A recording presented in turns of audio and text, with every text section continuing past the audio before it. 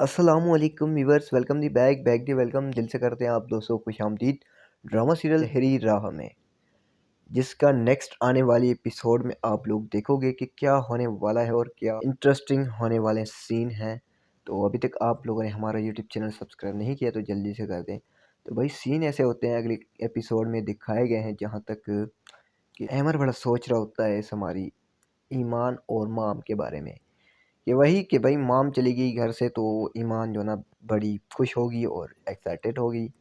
तो इधर जो है ना बहू बेटियां एकदम अच्छी लगती हैं, शॉपिंग वगैरह करके वे आती हैं। तो इधर भाई साहब पूछता है, बड़ा अच्छा रवैया रखा हुआ है तूने ईमान के साथ, खैर तो है।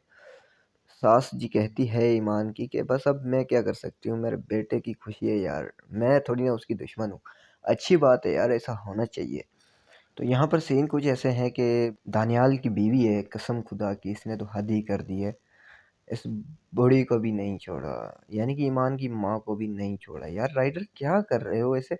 क्यों आप जो ना रोल लिखते हो, किरदार मतलब ऐसा क्यों सीन लिखते हो? क्या फ़ायदा? क्या ऐसी भी बहुएँ होती हैं कि अपनी सास को मतलब अपनी सास को ही मारने पे चली आई हुई।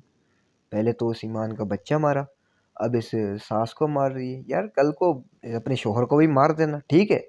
हद कर दी है तूने तो यार वैसे भी। देखते हैं क्या सीन बनता है। और ड्रामा सीरियल तेरी राह में कल जो आएगी एपिसोड, आप लोग यही सीन देखने वाले हैं।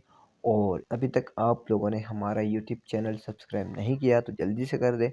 और अगर फेसबुक पेज पर नए हो तो यार जल्दी से फॉलो कर दे। तो इंशाल्लाह ज़िंदगी अल्लाह ने चाहा तो फिर मुलाकात होगी, फिर बात होगी, फिर आप दोस्तों के सामने हाजिर होंगे। तो हमें दीजिए इजाज़त, इंशाल्लाह मिलते हैं नेक्स्ट वीडियो में। तब तक के लिए अल्लाह हाफिज़।